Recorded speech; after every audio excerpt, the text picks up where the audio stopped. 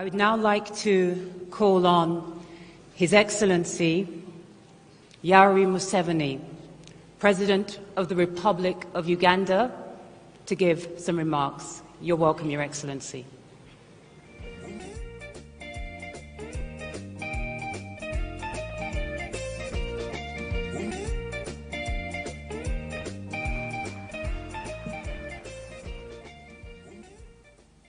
His Excellency William Ruto, the President of the Republic of Kenya, the Chairperson of the African Union, President of Mauritania, and their Excellencies, the heads of state and government.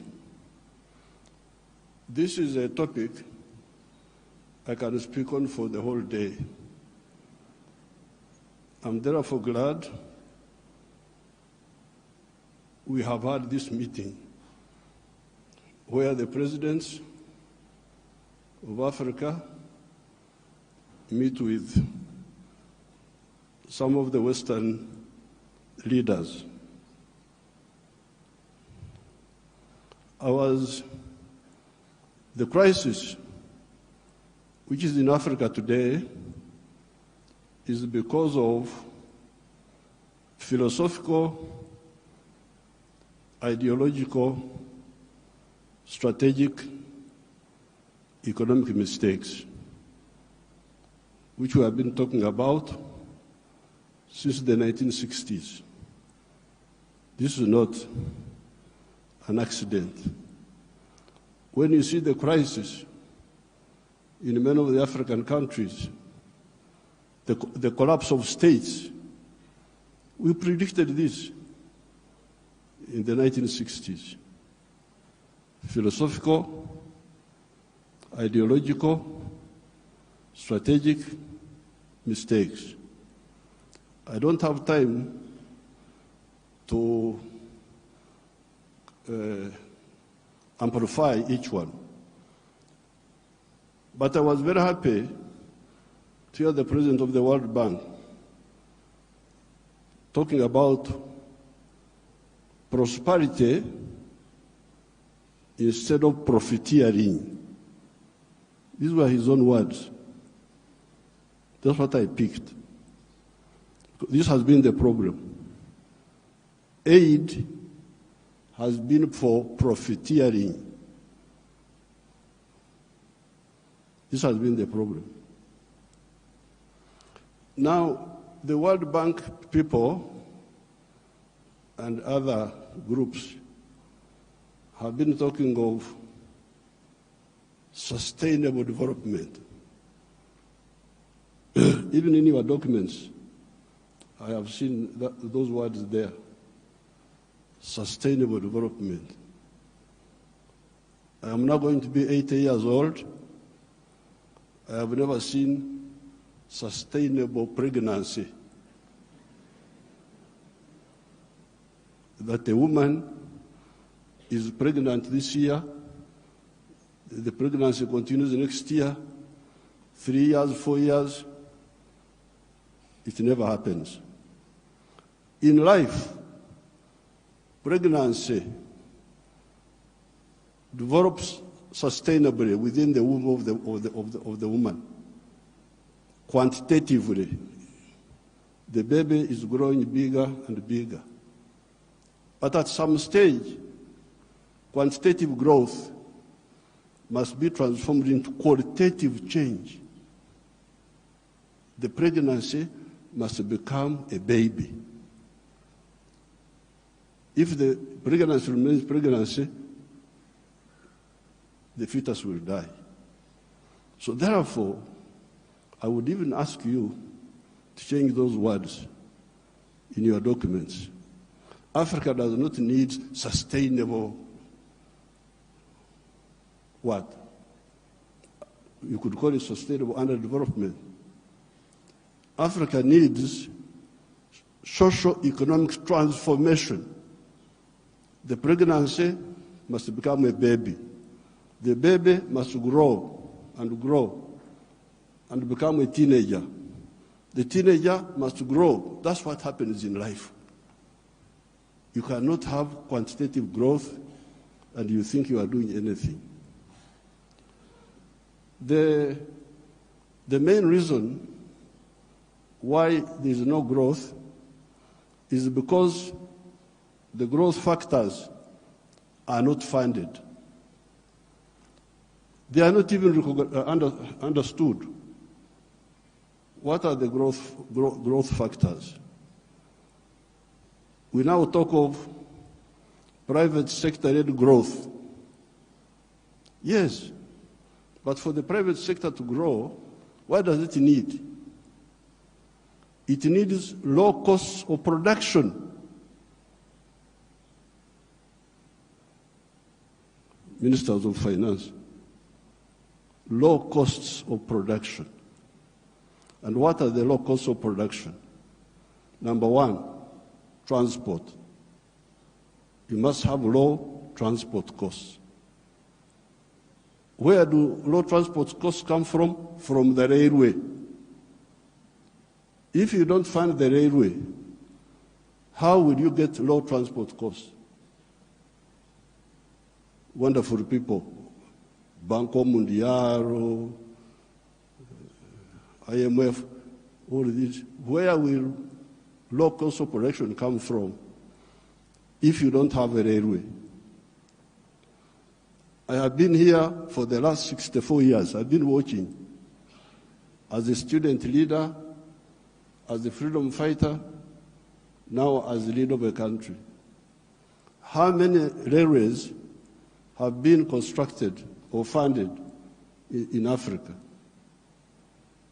The few that have been was by China, the Tanzania Railway to Zambia, and recently China, another one here in Kenya, and then Tanzania on their own, they are building a railway line.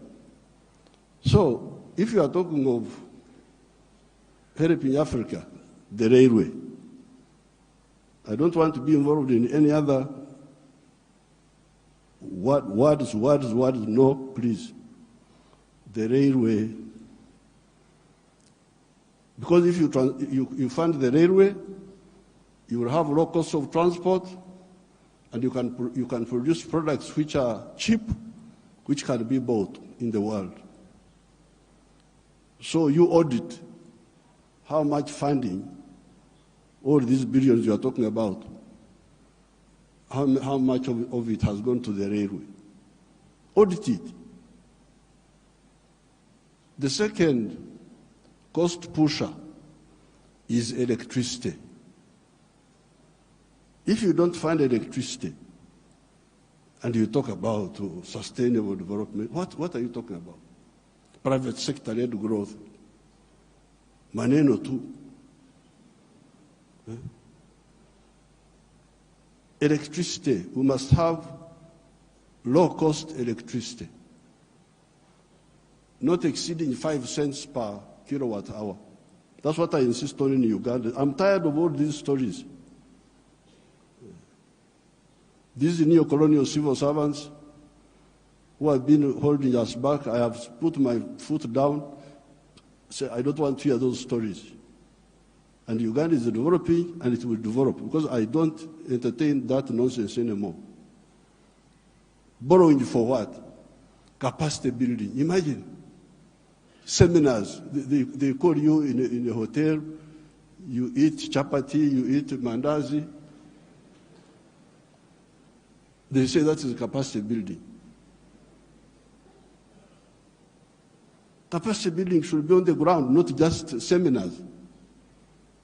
So, the second point, Excellency, is electricity. The third one, those people who talk about private sector-led growth, private sector-led growth. I have been trying to borrow money for our UDB, Uganda Development Bank, a bank which funds manufacturers. No, I don't get support for that. Instead, they want me to go, my people to go to commercial banks. But commercial banks cannot give No, those commercial banks are to encourage imports.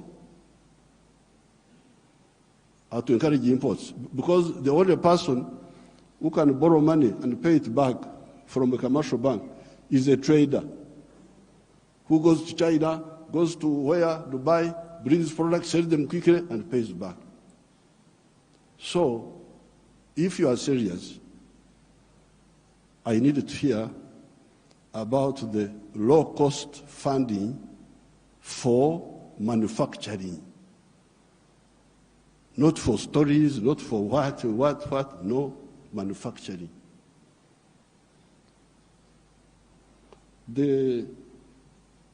How about funding for irrigation? Because if you want to stabilize agriculture, a country like Uganda is very rich, we have got everything. But still sometimes we get some erraticness in the rain. So in order to stabilize, I've been trying to look for a loan for irrigation. I can't easily get it. Very difficult to get. A loan for seminars, very quick.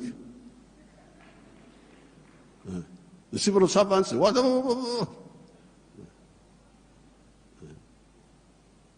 But a loan for irrigation, you don't see. Now, finally, the loan for, I don't know the situation in other African countries, and I don't have time to talk for a long, I don't have opportunity to talk for long. But Uganda is a very rich country. But one of the problems we were having was that our people were outside the money economy. They were in what they call subsistence sector.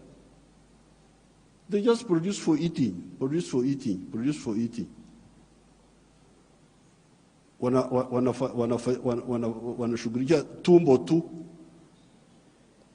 So I was looking for money. Please give me money to give coffee seedlings to these fellows who are just producing for the stomach, so that they can produce for the stomach, but also produce for the pocket, so that they join the money economy. You cannot imagine that by 2013, a few years ago, 68% of the homesteads in Uganda were still in the subsistence sector, in the non-money economy. You audit your countries. What is the situation? What is the percentage of the people? So I had now to use my own money, because I couldn't borrow money from anybody. The loans are for capacity building, for, I don't know, sometimes they give for ICT, but ICT is a communication system, mainly. What are you going to communicate on that communication? How are you? Good morning. And you think that is communication. Why don't you have ICT linked with agriculture, linked with industry? Oh, now the digital. Are you eating computers? Have I seen anybody eating computers? Just running up and down, maneno tu. So I was insisting that all these Ugandans must be in the money economy. 2013, not long ago, 68% of Ugandans were outside the money economy, because Uganda is a very rich country. A fool can survive there. In other countries, fools die. But in Uganda, fools can thrive there. They just eat. He stays with his brothers. He eats. He goes from there to the sister. He eats. He's not earning anything, but he's eating.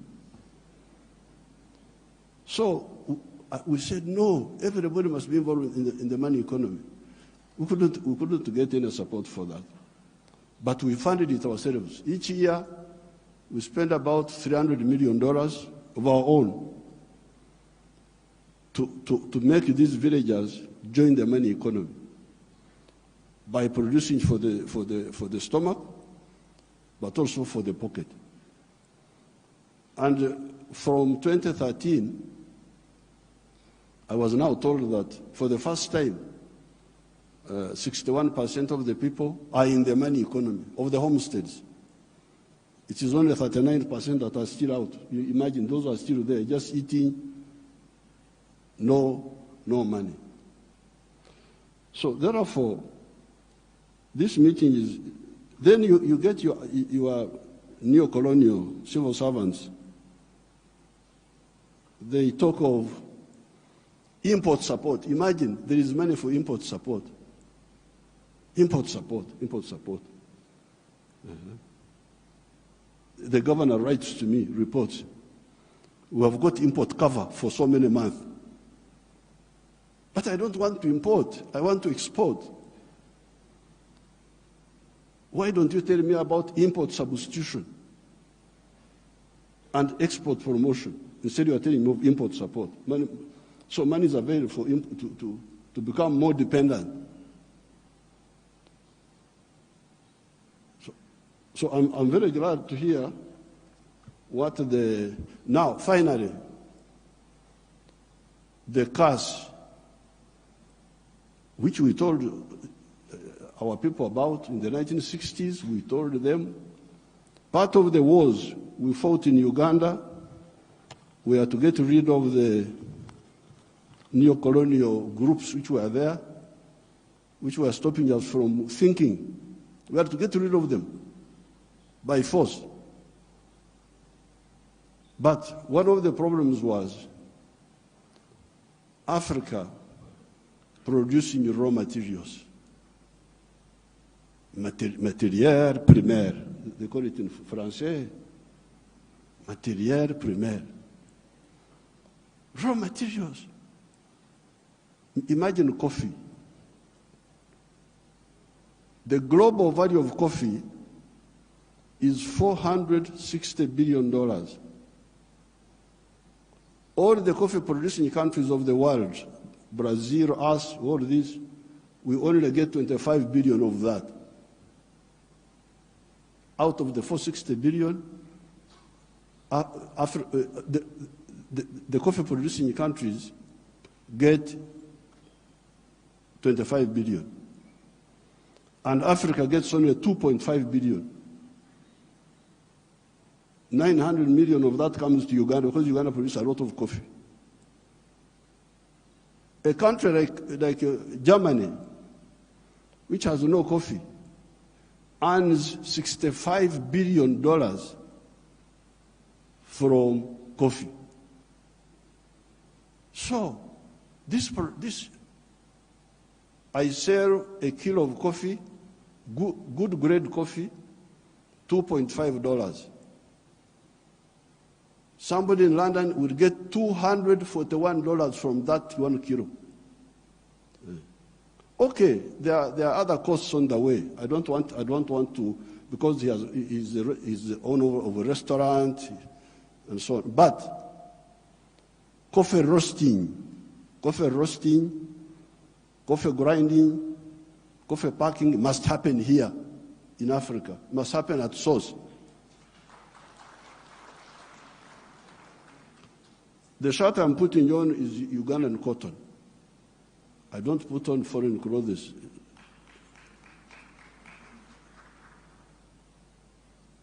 It's only the trousers I'm putting on because I can't go naked. Because they have not solved that problem for me. So, if you look at cotton, how many job levels are there? Job levels.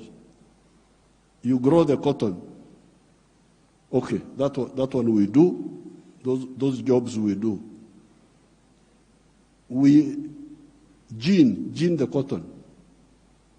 Kutoa mbegu, remove the seeds. That one we do here. And we end there. When you hear all these countries which have got crisis, Burkina Faso, I don't know what, Mali, all of them are cotton-growing countries. But how much textiles are they producing? They're importing textiles, I don't know from where. So now, if you end at level 2, ginning, removing the seeds, then you take the pamba, you take the cotton, to cleverer people who are clever. Watu wenye akili wako huko, sisi hapo tutajiita vipi? Kama mtu anakuzidi akili wewe unasema wewe nani? So they take the cotton, they spinning, more money, more jobs for their children. They weave, more money, more jobs for their children. They put the print, more money, more jobs for their children. I looked at the figures. Uganda consumes 276 million meters of textiles each year. And that wonderful country of yours spends $880 million on clothes. Some of them dead people's clothes from Europe. When people die, their clothes, they are sent to you people, to Africa. And we spend 800, all the money we earn from coffee goes back to bring dead people's clothes. But we have got one factory there called Nitil. It produces 25 million meters. So in order to clothe our people in Uganda without importing, we need about 11 factories like the one of Nitil. And they would employ about 20,000 people. So and we would save $880 million, which we are just giving to other people. So this IDA, what did you say about the modern slavery of the Africans of producing raw materials? In one of our documents in Addis Ababa, we had talked of Africa producing what it does not consume and consuming what it does not produce. They had put that as a summary in one of the documents of the African Union. We must get rid of the production of raw. I banned the export of minerals from Uganda and process. I banned them. Piga marufuku. Then the agents were going in the corridors, what Mufanyi, no mineral will come from Uganda if it's not processed. You wait until I go away, you can steal the minerals, but not now. I banned this export of unprocessed minerals in 2012. My young brother, His Excellency Ruto, I forgave him and gave him some little iron ore for, I think, 2 or 3 years, because I've got a lot of iron ore, one of the best in the world. I told him, His Excellency Ruto's man, Muindi wa hapa Kenya, you come and build the steel factory in Uganda at the iron ore. Oh, I've already built in Mombasa. So I said, okay, because of my young friend, I give you some iron ore for 2 or 3 years. But come and put the factory here. Now you can imagine akili ya watu wenu, my civil servants. An Indian wanted to take that iron ore to India, imagine. Iron ore in our language is called obtare, But it is soil. Black soil, if you see it, it is soil. To take that to India and do what? Pay your wonderful people $47 per ton. Our iron ore is the purest in the world. It is 70% pure. So you need like 1.5 tons to make a ton of steel. Now, a ton of steel costs $700. Somebody gives you $47 on your wealth, the wealth of your people, and he gets $700 from it. And all the jobs, your children have no jobs. Watoto wa Wahindi wanafanya wampata kazi. I can't be part of that treachery. So I banned, there will be no export of unprocessed minerals from Uganda. So there's no business. What do you mean there's no business? So when I banned them, they are flocking in now. They have opened 7 gold refineries. 7 gold refineries. They are there. Because I banned. The other day I was opening a tin refinery. You can imagine this tin, and Sulu Samia may know where we were, the power station. Both sides, the Uganda side and the Tanzanian side. That is all tin. But all this time, imagine, since the British were here, they were taking, walikuwa wanachukua mawe tu, stones, because tin in nature is a stone, looks like a stone. So they take that. And they give my people $11 per kilo. And they take it to cleverer people. For the cleverer people, they get $32. My people got 11, those people get $32. And all the jobs. So when I was opening the factory, I was asking the refinery, I was asking them, this boy who opened the factory is a Canadian. I was asking them, huyu Mkanada ameleta umeme wake. Has this Canadian brought his own electricity? No. Anatumia umeme wa kwetu. Ameleta maji yake ya factory? No. Anatumia maji yetu. Internet anatumia ya nani? Ya kwetu. So, out of the $32, much of that money will remain in Uganda. Pay for the raw material, pay for the electricity, pay for the water, all that remains in Uganda. So, what does, first of all, my African brothers and sisters say about this hemorrhage of Africa? Hemorrhage. Echikurukuto, we call it in Uganda. This hemorrhage must stop.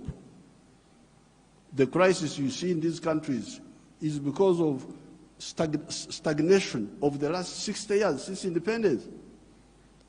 The population is increasing, the economies are not increasing. What do you expect? So with these few words, Your Excellencies, what do I say? Merci beaucoup.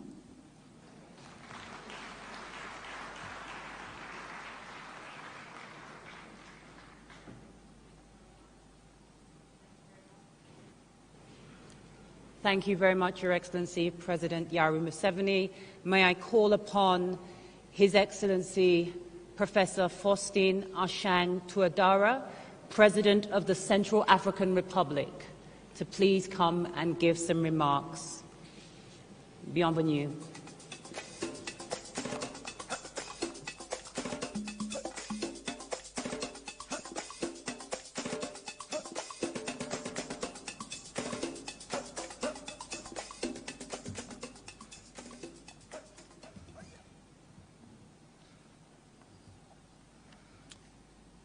Excellence, Dr. William